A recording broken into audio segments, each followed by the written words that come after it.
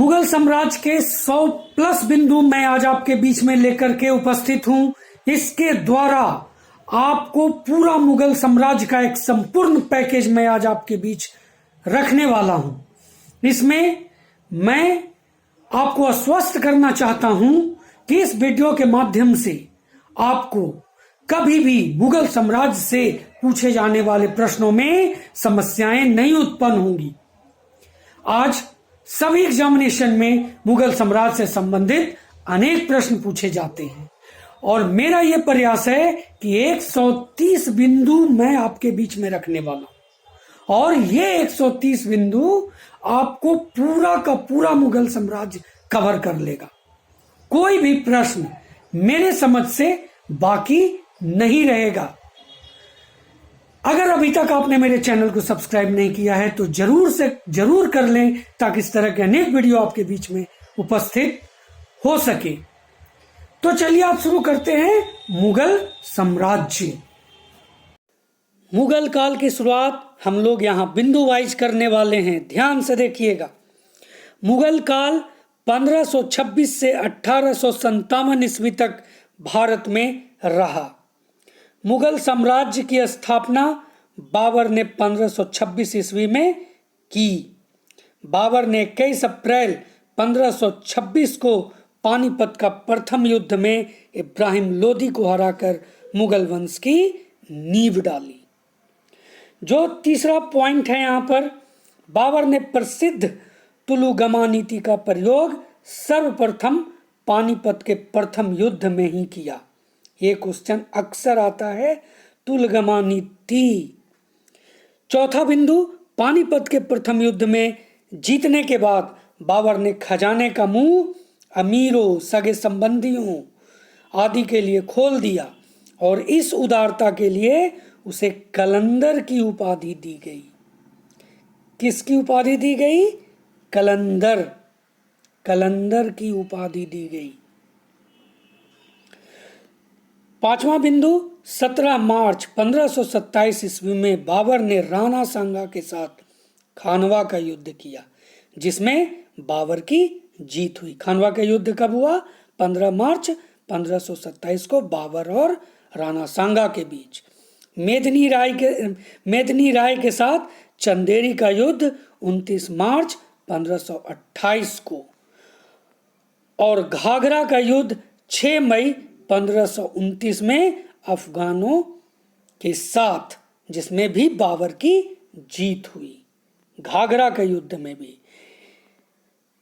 तो आप समझ सकते हैं कि बाबर का मुगल साम्राज्य के स्थापना के बाद जो भी जीवन व्यतीत हुआ भारत में, वो सिर्फ युद्ध में ही। आठवां बिंदु है, खानवा के युद्ध में जीत के बाद बाबर को गाजी की उपाधि दी गई।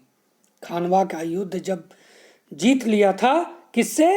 राणा सांगा से, तो उसे गाजी की उपाधि दी गई थी। 48 साल की उम्र में 27 सितंबर 1530 ईस्वी को आगरा में बाबर की मृत्यु हो गई।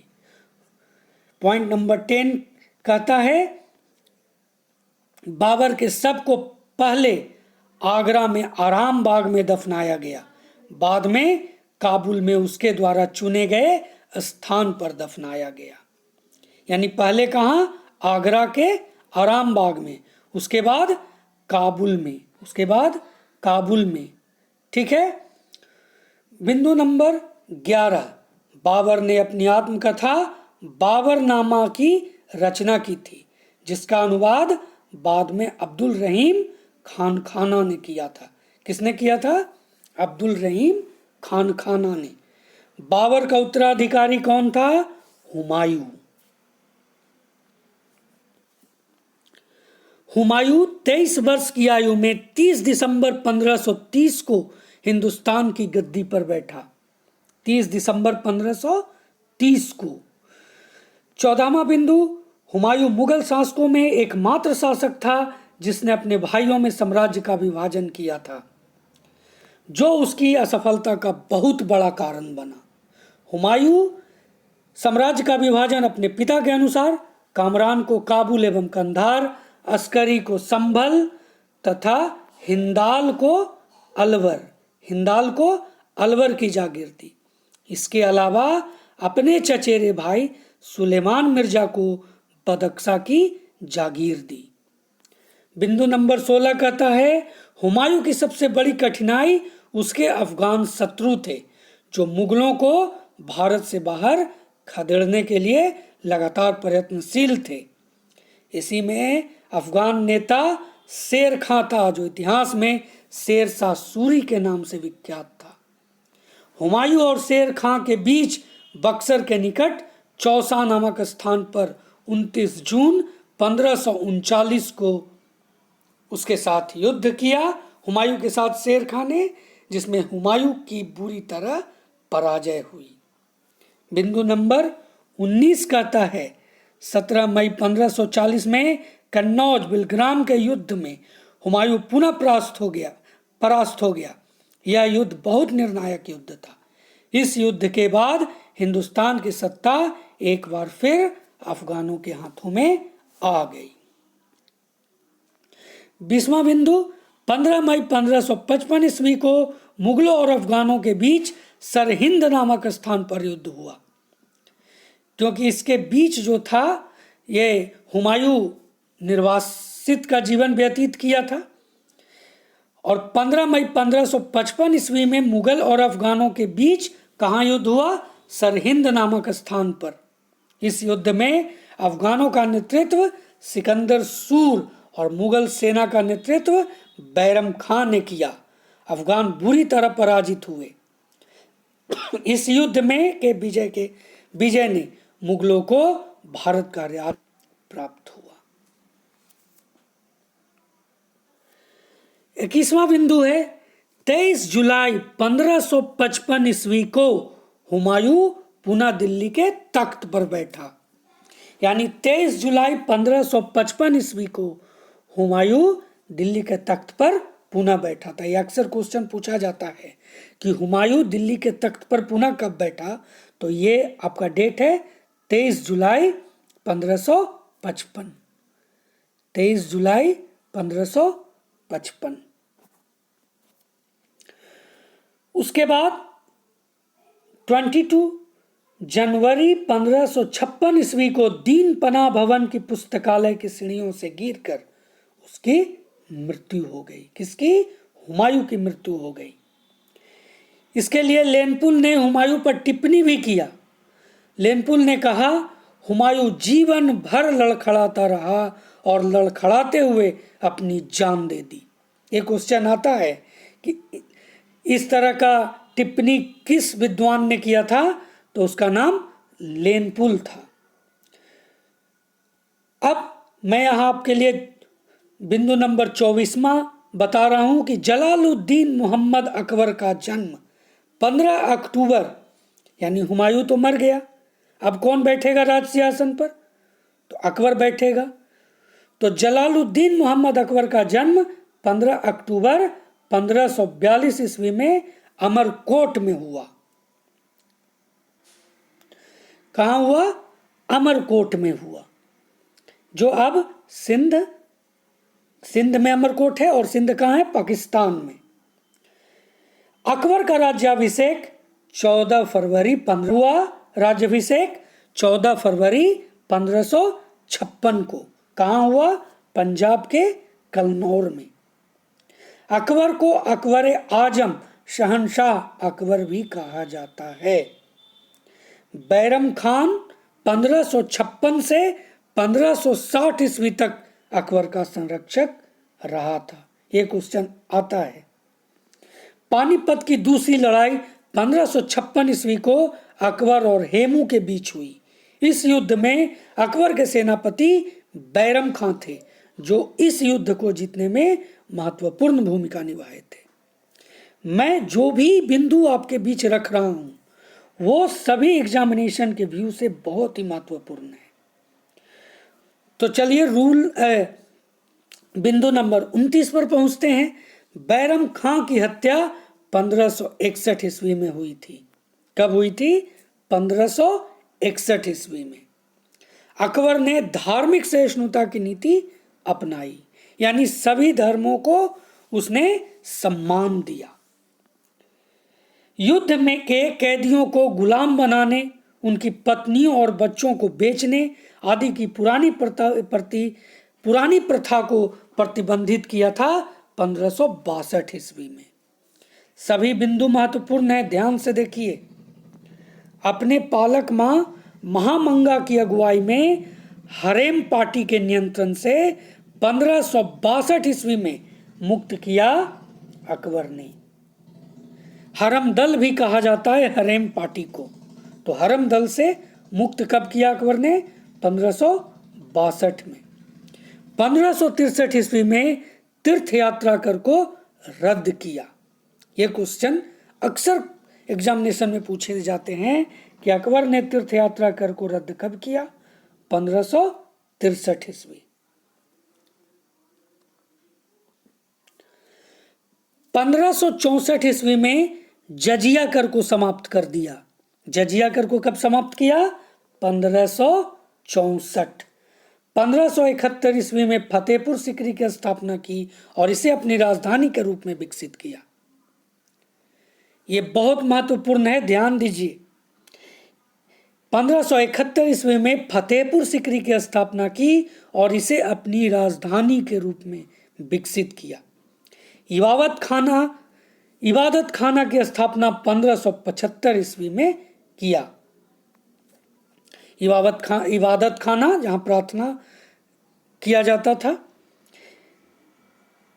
बिंदु नंबर 37, इबादत खाने में सभी धर्मों के लोगों के प्रवेश की अनुमति 1578 ईस्वी में दी गई।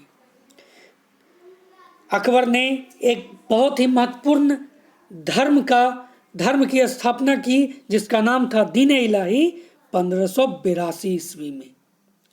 दीन इलाही धर्म स्वीकार करने वाला प्रथम और अंतिम हिंदू शासक बीरबल था। बीरबल नवरत्नों में एक था। अकबर ने जैन धर्म के जैनाचार्य हरिविजय सूरी को जगत गुरु की उपाधि प्रदान की थी। इलाही संवत की शुरुआत 1583 ईस्वी में की गई। राजधानी को लाहौर स्थानांतरित करने का जो अकबर ने काम किया वो 1585 ईस्वी में। राजस्व की प्राप्ति की जब्ती प्रणाली अकबर के शासनकाल में प्रचलित थी। जब्ती प्रणाली। अकबर के राज दरबार के प्रसिद्ध संगीतकार तानसेन थे। अकबर के दरबार का प्रसिद्ध चित्रकार अब्दू समद था। अकबर के शासनकाल की प्रमुख विशेषता मनसबदारी प्रथा थी। अकबर के समकालीन सूफी संत शेख सलीम चिश्ती थे। अब्दुल फजल अकबर के दरबार के राज कवि थे। आप सबका नाम ध्यान पूर्वक देखिए, ये क्वेश्चंस एग्जामिनेशन में अक्सर पूछे जाते हैं। अबुल फजल ने अकबरनामा एवं आईने अकबरी जैसे प्रसिद्ध पुस्तक की रचना की। क्या क्या? अकबरनामा और आईने अकबरी। अकबर के दरबार में नवरत्न थे अबुल फजल, फैजी, तानसेन, राजा बिरबल, राजा टोडरमल, राजा मानसिंह, अब्दुल रहीम खान खाना, फकीर अजुद्दीन, मुल्ला दो प्याजा। यूसुफ जाइयों के विद्रोह को दबाने के दौरान बिरबल की हत्या की गई। 1602 ईस्वी में सलीम के निर्देश पर दक्षिण से आगरा की ओर जा रहे अब्दुल फजल को रास्ते में बीर सिंह बुंदेला सरदार ने हत्या करवा दी। बिंदु नंबर 53, मुगलों की राजकीय भाषा फारसी थी। ध्यान दीजिएगा इस बिंदु पर। मुगलों की राजकीय भाषा फारसी थी। अकबर के काल को हिंदी साहित्य का स्वर्ण काल कहा जाता है। हिंदी साहित्य का स्वर्ण काल कहा जाता है। अकबर के समकालीन थे तुलसीदास। बहुत सारे जो हिंदी साहित्य की रचना भी अकबर के शासनकाल में की गई थी। अकबर ने बीरबल को कवि प्रिय और नर हरि को महापात्र की उपाधि दी थी। अकबर ने बुलंद दरवाजे का निर्माण गुजरात विजय के उपलक्ष्य में करवाया था। बुलंद दरवाजे का निर्माण कब करवाया था? गुजरात विजय के उपलक्ष्य में। 57 नंबर बिंदु, अकबर ने सीरी कलम की उपाधि अब्दुल समद को और जड़ी कलम की उपाधि मोहम्मद हुसैन कश्मीरी को दिया। बिंदु नंबर 58, इसमें मैंने पॉइंट वाइज आपको क्लियर किया है अकबर के उत्तर भारत की विजय और दक्षिण भारत के विजयों को। तो अकबर के उत्तर भारत की जो विजय थी वो मालवा, पहला मालवा, शासक कौन था वहां का? बाज बहादुर। मुगल सेनापति कौन थे? आदम खान। पीर मोहम्मद। कब हुआ विजय मालवा का? 1561 में। चुनार जो विजय हुआ, शासक कौन था? अफगान। मुगल सेनापति कौन? अब्दुल्ला खान। ये कब? 1562 में। गोंडवाना का शासक वीर नारायण और दुर्गावती थी। मुगल सेनापति कौन था? आसफ खान।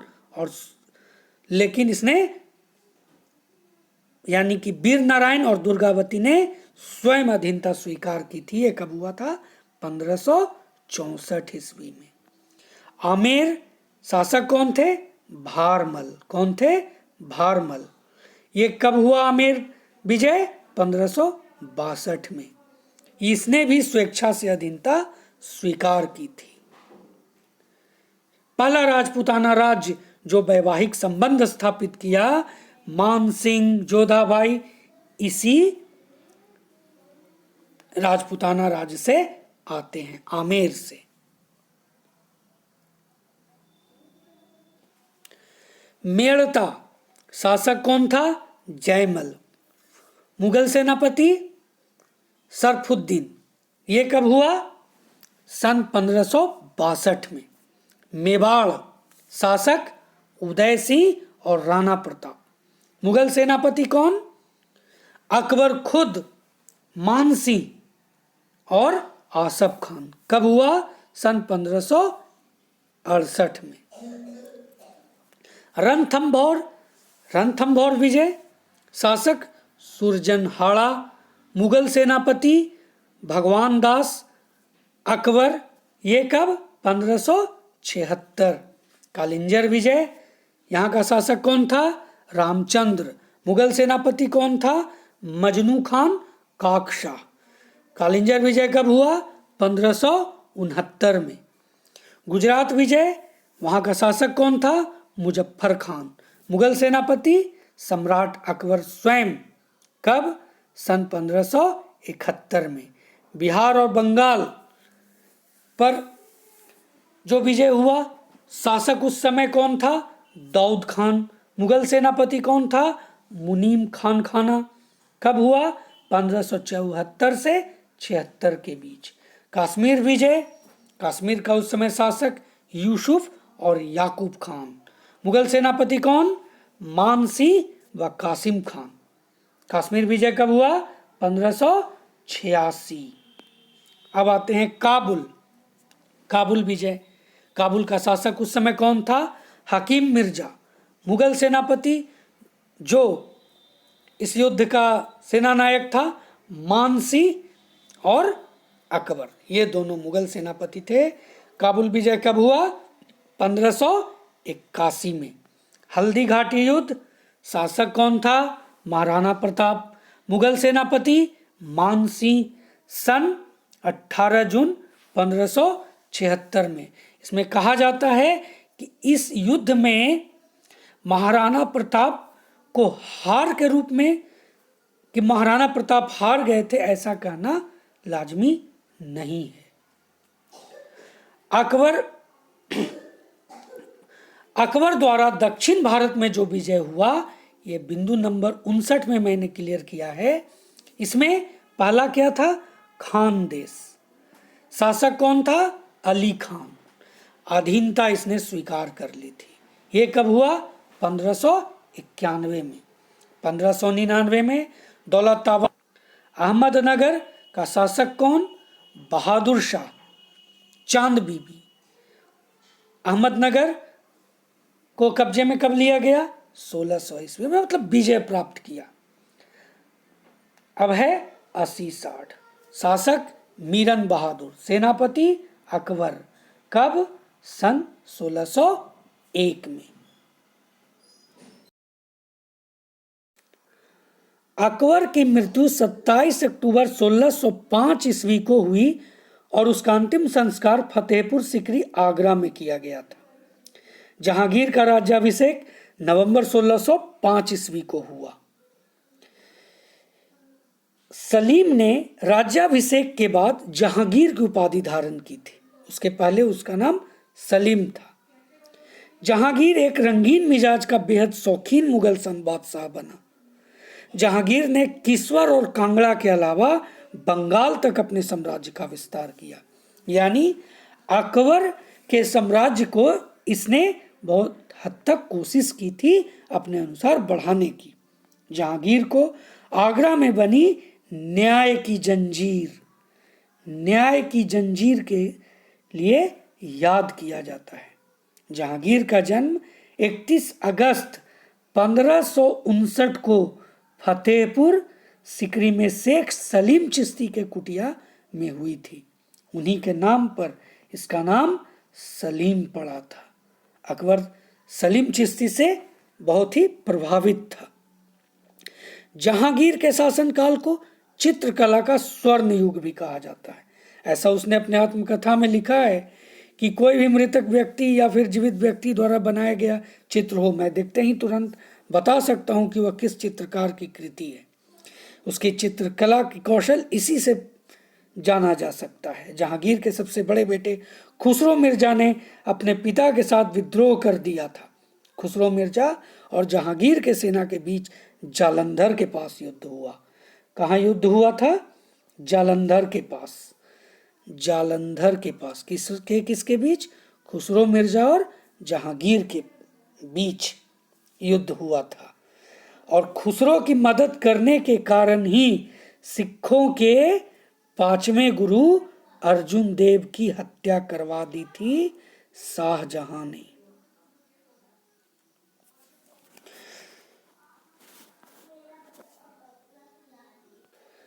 जहांगीर द्वारा शुरू की गई किताब तुजुके जहांगीरी नाम की आत्मकथा को पूरा करने का श्रेय मोतविंद खान को जाता है।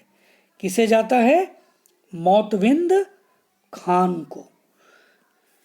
जहांगीर के 4 बेटे खुसरो, खुर्रम, शहरयार और जहांदार। इसको आप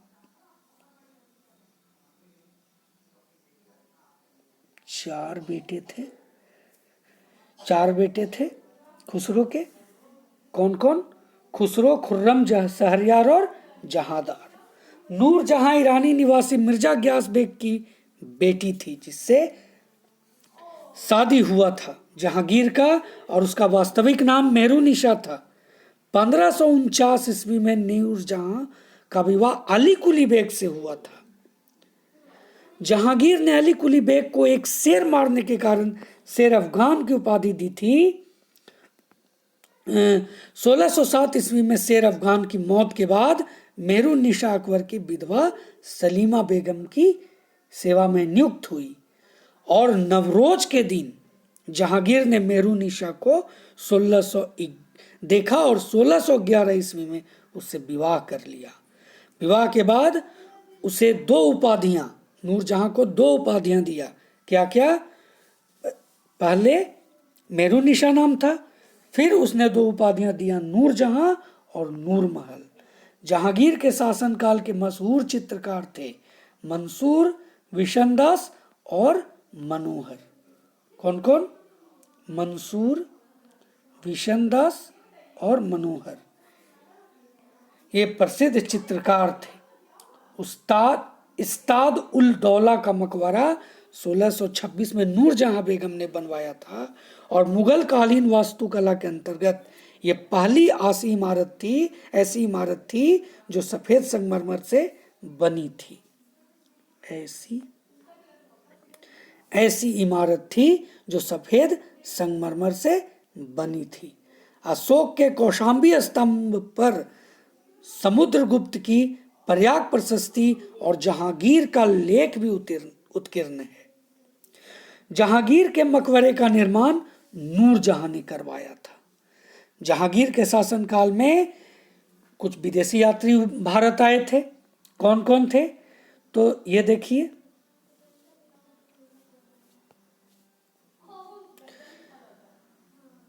captain Hawkins, sir Thomas Roe, Edward Terry जैसे यूरोपीय यात्री आए थे। जहांगीर की मृत्यु 7 नवंबर 1627 ईस्वी को हुई। इसे शाहदरा लाहौर में दफनाया गया था। इसे कब कहाँ दफनाया गया था? शाहदरा लाहौर में। मृत्यु कब हुई? 7 नवंबर 1627 ईस्वी को। जहांगीर के बाद उसका पुत्र खुर्रम 1628 ईस्वी में सिंहासन पर बैठा। उसने शाहजहां की उपाधि धारण की। कब बैठा? 1628 ईस्वी में। 1612 ईस्वी में खुर्रम का विवाह आसफ खान की बेटी अर्जुमन बानो बेगम से हुआ, जिसे शाहजहां ने मल्लिका ए जमानी की उपाधि प्रदान की। 24 फरवरी 1628 ईस्वी को शाहजहां आगरे में अबुल मुजफ्फर साहबुद्दीन मोहम्मद साहिब किराने साहिब की उपाधि प्राप्त कर सिंहासन पर बैठा। क्या क्या उपाधि प्राप्त किया? तो अबुल मुजफ्फर साहबुद्दीन मोहम्मद साहिब किराने साहिब की उपाधि प्राप्त कर सिंहासन पर बैठा। कब बैठा? 24 फरवरी 1628 को। शाहजहां ने आसफ खान को वजीर पद प्रदान किया। आसफ खान उसका ससुर था, उसे वजीर पद प्रदान किया। इसने महावत को खाना की उपाधि प्रदान की। शाहजहां ने 1639 ईस्वी में अपनी राजधानी को आगरा से दिल्ली शिफ्ट कर लिया। इस मामले में बहुत चतुर था शाहजहां। 1639 ईस्वी में अपनी राजधानी को आगरा से दिल्ली शिफ्ट कर लिया। उसने अपनी नई राजधानी को शाहजहांबाद नाम दिया। तो यहां ध्यान देने की बात है, आगरा से दिल्ली शिफ्ट कब किया? 1639 में। क्या नाम दिया? शाहजहांबाद। 7 आश्चर्यों में से एक ताजमहल के लिए याद किया जाता है।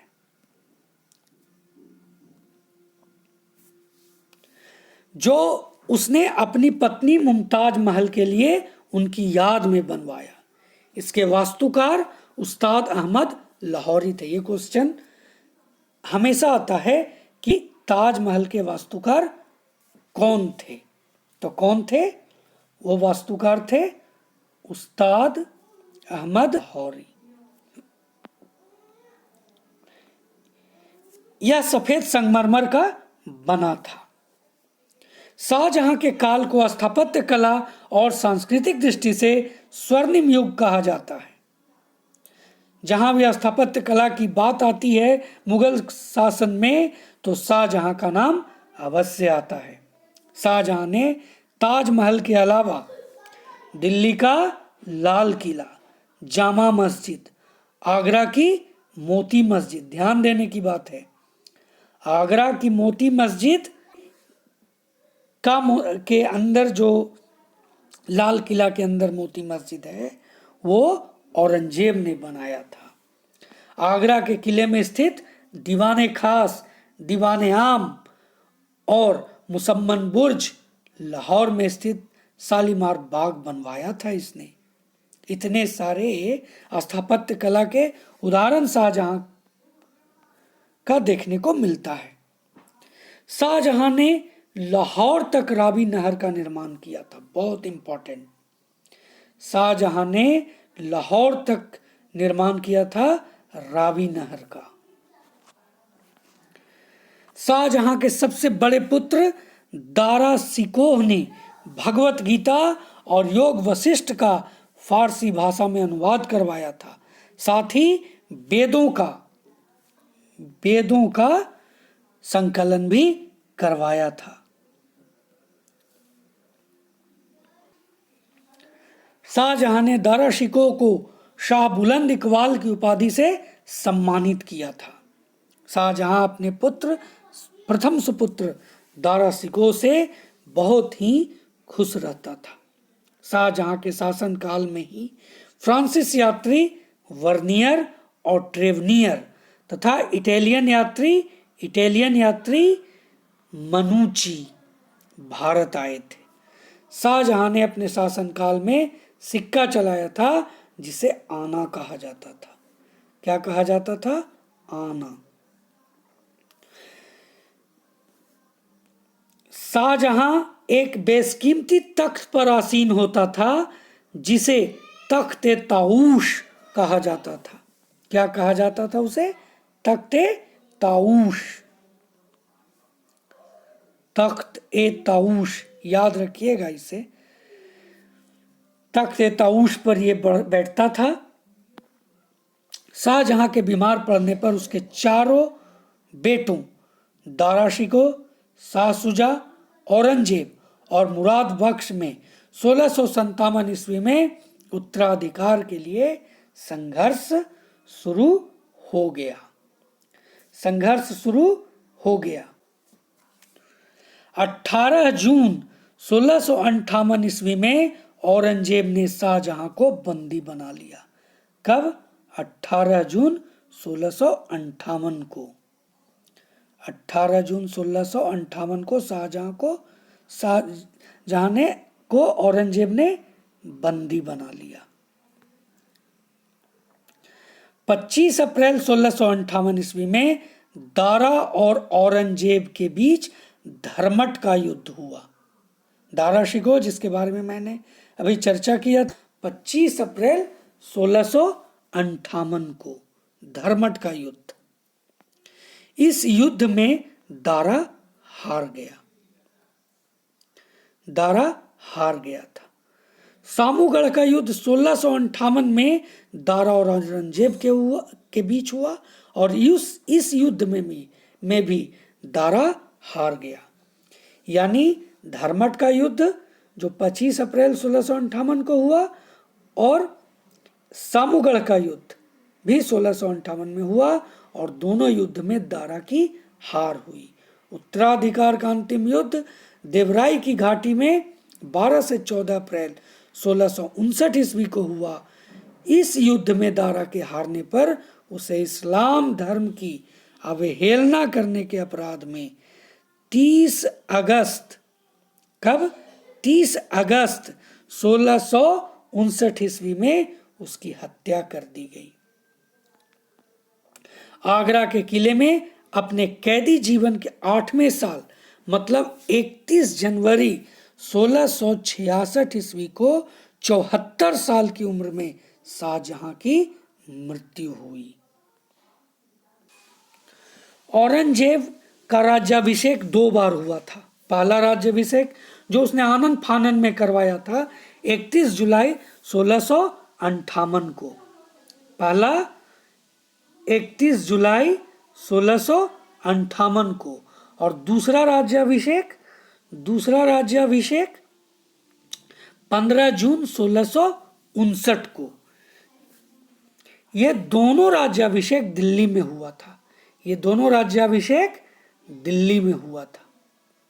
मुगल साम्राज्य का ताज पहनने के बाद आलमगीर की उपाधि औरंगजेब ने धारण की थी। किसकी उपाधि? आलमगीर की। औरंगजेब एक कठोर शासक था तथा कट्टर रूढ़िवादी सुन्नी मुसलमान था। इसी कारण वह हिंदुओं के प्रति असहिष्णु था। उसे जिंदा पीर भी कहा जाता था। ये क्वेश्चन हमेशा आता है कि जिंदा पीर किसे कहा जाता था? तो किसे कहा जाता था? औरंगजेब को। औरंगजेब ने 1653 ईस्वी में हिंदुओं के तीर्थ यात्रा करने पर कर लगाया था और हिंदू व्यापारियों पर भी कर लगाया था। 1658 ईस्वी में हिंदुओं द्वारा मनाए जाने वाले त्योहारों और धार्मिक अनुष्ठानों पर भी इसने प्रतिबंध लगाया था। 1669 ईस्वी में औरंगजेब ने काशी के विश्वनाथ मंदिर, गुजरात के सोमनाथ मंदिर और मथुरा के केशव राय मंदिरों को तोड़वा दिया था। फिर से मैं इसको दोहराता हूँ। 1669 में औरंगजेब ने काशी के विश्वनाथ मंदिर, गुजरात के सोमनाथ मंदिर और मथुरा के केशव राय मंदिरों को तोड़वा दिया था। 1679 ईस्वी में औरंगजेब ने हिंदुओं पर जजिया कर फिर से शुरुआत की थी। अकबर ने बंद किया और औरंगजेब ने उसे शुरू कर दिया था। अगर एक रूप से कहा जाए औरंगजेब कट्टर हिंदू विरोधी था, तो इसमें किसी भी तरह की कोई गुंजाइश नहीं है। औरंगजेब ने नौरोज त्योहार न मनाने का भी आदेश जारी किया था। इसके अलावा जुए तथा नशा करने पर, मंदिरों के निर्माण पर, कुरान विरोधी कार्य करने पर तथा सिक्कों पर कलमा लिखवाने पर भी पूर्णतः प्रतिबंध लगा दिया था। औरंगजेब की इन कट्टर नीतियों के कारण उसके शासनकाल में कई विद्रोह भी हुए। 1667 से 72 तक अफगान विद्रोह, ये ध्यान से देखिए, ये जो विद्रोह है इसको आप एकदम दिमाग में नोट कर लीजिए। 1667 से 72 तक अफगान विद्रोह, 1669 से 81 तक मथुरा के जाटों का विद्रोह, 1686 अंग्रेजों का विद्रोह, 1679 से 1709 राजपूतों का विद्रोह, 1675 से 1707 पंजाब के सिखों का विद्रोह,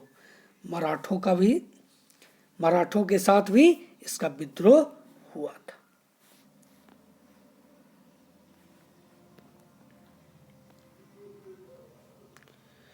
औरंगजेब ने इस्लाम नहीं स्वीकार करने के कारण सिखों के 9वें गुरु तेग बहादुर की हत्या करवा दी थी। इसका मुख्य कारण था कि उस समय काश्मीरी पंडितों का इन्होंने सहायता किया था। सहायता मांगने पर चाहते तो ये उन्हें मना कर सकते थे, लेकिन इन्होंने उसे अपना धर्म समझा और उनकी मदद की।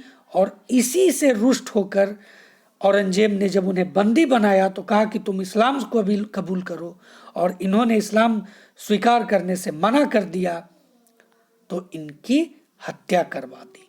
इसी बलिदान की याद में हर वर्ष 24 नवंबर को शहीदी दिवस के रूप में मनाया जाता है। 24 नवंबर को शहीदी दिवस के रूप में मनाया जाता है।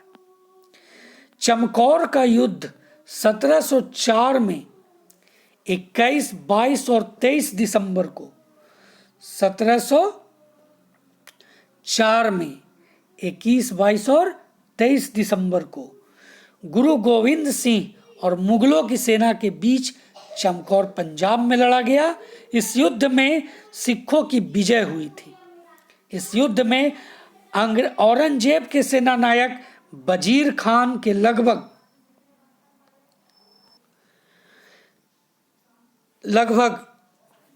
10 लाख सैनिकों में आधे सैनिकों को मात्र 43 लोगों ने मार गिराया था। आप इनकी बहादुरी समझिए। इस युद्ध में गुरुजी के 2 पुत्र साहिबजादा अजीत सिंह व जुझार सिंह और 40 सिंह भी शहीद हो गए। यानी 43 में 40 सिंह और 2 इनके पुत्र शहीद हो गए, लेकिन इन्होंने आधे सैनिकों को मौत के घाट उतार दिया था। इस युद्ध का वर्णन गुरु गोविंद सिंह ने जफरनामा में किया है। 1682 ईस्वी में अपने पुत्र शाहजादा अकबर का पीछा करता हुआ औरंगजेब दक्षिण भारत पहुंचा, किंतु उसके पश्चात उसे उत्तर भारत में आने का अवसर प्राप्त नहीं हुआ। कहा जाता है कि यही दक्षिण भारत औरंगजेब का कब्रिस्तान सिद्ध हुआ। औरंगजेब के दक्षिण में लड़े गए युद्धों को दो भागों में हम विभक्त करेंगे। तो बीजापुर एवं गोलकुंडा के विरुद्ध युद्ध एवं विलय, मराठों की 4 पीढ़ियां, शिवाजी 1640 से 80 तक, संभाजी 1680 से 89 तक, राजाराम 1689 से 1700 एवं उसकी विधवा ताराबाई 1700 से 1707 के विरुद्ध युद्ध हुआ औरंगजेब का।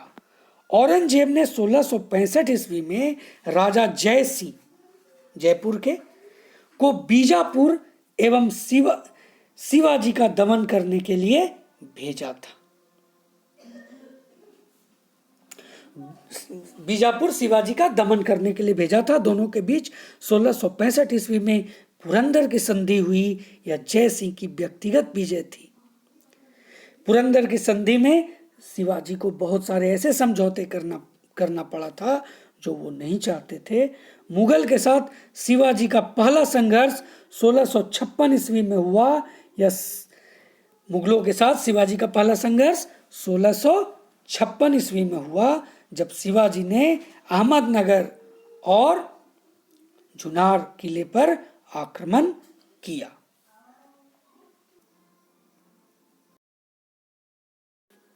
1690 ईस्वी तक मुगल साम्राज्य अपने चरमोत्कर्ष पर था, जो काबुल से लेकर चटगांव और कश्मीर से लेकर कावेरी नदी तक फैला था। औरंगजेब की दक्कन नीति उसके व्यक्तिगत तथा मुगल दोनों के पतन का कारण बनी थी। 49 वर्ष शासन करने के पश्चात दक्षिण के अहमदनगर में 3 मार्च सन 1707 को, कब? 3 मार्च सन 1707 ईस्वी में औरंगजेब की मृत्यु हुई। दौलताबाद में स्थित फकीर बरुहानुद्दीन की कब्र के अहाते में उसे दफनाया गया। औरंगजेब ने 1678 ईस्वी में बीबी का मकबरा अपनी पत्नी रूबिया दुर्रानी की स्मृति में बनवाया था। लाल किला दिल्ली में मोटी मस्जिद भी इसने बनवाई थी। औरंगजेब के बाद जितने भी मुगल शासक मुगल सिंहासन पर बैठे, वे सभी उत्तरवर्ती मुगल के रूप में जाने जाते हैं, और वे औरंगजेब जैसे शक्तिशाली नहीं हो सके। इसका बहुत बड़ा कारण है कि औरंगजेब खुद बहुत बूढ़ा होकर के मरा, और उसके उत्तराधिकारी भी जो थे वो भी बूढ़े हो गए थे। औरंगजेब के मृत्यु के पश्चात उसका पुत्र और राजकुमार मुअज्जम बहादुर शाह प्रथम की उपाधि के साथ मुगल सिंहासन पर बैठा। इसने अपने पिता द्वारा लिए गए बहुत सारे रूढ़िवादी कानूनों को बदल दिया। इसकी मृत्यु 1712 ईस्वी में हो गई। 1712 ईस्वी में जहांदार शाह अपने पिता की मृत्यु के पश्चात सिंहासन पर बैठा। वह अपने भतीजे और दामाद फर्रुखसियर के द्वारा 1713 ईस्वी में मारा गया। फर्रुखसियर सैयद बंधुओं की मदद से मुगल शासक बना था, और अपने पूरे कार्यकाल तक ये सिर्फ इनकी कठपुतली बनकर के कार्य किया, और उन्हीं के द्वारा मारा भी गया था। इसे उन्होंने सिंहासन से भी उतार दिया था। मोहम्मद शाह रंगीला रफी-उद-दुर्रात के पश्चात मुगल सिंहासन पर बैठा। यानी फर्रुखसियर के बाद राजा कौन हुआ था? रफी-उद-दुर्रात। मोहम्मद शाह रंगीला बहुत ही विख्यात है अपने रंगीन मिजाज के कारण। इसके शासनकाल के दौरान नादिर शाह ने मुगलों पर हमला किया था और दिल्ली को बुरी तरह लूटा था। इसने वापसी यात्रा में मयूर सिंहासन भी यहां से वो लेकर के चला गया था। नादिर शाह के हमले के बाद मुगल साम्राज्य का विघटन तेजी से हुआ और बंगाल, अवध, हैदराबाद आदि राज्यों ने मुगलों से अपने आप को स्वतंत्र कर लिया। यानी अगर कहा जाए तो नाम मात्र का मुगल वंश मुगल शासन रह गया था। मोहम्मद शाह रंगीला के मृत्यु के बाद अहमद शाह बहादुर 1748 से 1754 ईस्वी, आलमगीर द्वितीय 1754 से 1759 ईस्वी, शाह आलम द्वितीय 1759 से 1806 ईस्वी, अकबर द्वितीय 1806 से 1837 ईस्वी और बहादुर शाह द्वितीय 1837 से 1858 ईस्वी सभी नाम मात्र के मुगल शासक हुए। स्वतंत्रता संग्राम का प्रथम जो युद्ध हुआ था 1857 ईस्वी में, उसका नेतृत्व बहादुर शाह जफर ने ही किया था और युद्ध के पश्चात बहादुर शाह जफर को निर्वासित कर रंगून भेज दिया गया था, जहां इसकी मृत्यु भी हो गई थी। तो दोस्तों, मैंने कुल आपके लिए 130 बिंदु रखे हैं और मैं आशा करता हूं कि अगर आप यह पूरा वीडियो देखे होंगे तो निश्चित ही आपको एक कंप्लीट पैकेज मिला होगा मुगल वंश का। इसी तरह आगे भी मैं बहुत सारे आपको पैकेजेस लाता रहूंगा। तो आज के लिए इतना ही। बस मेरे चैनल को सब्सक्राइब करना बिल्कुल भी मत भूलिए।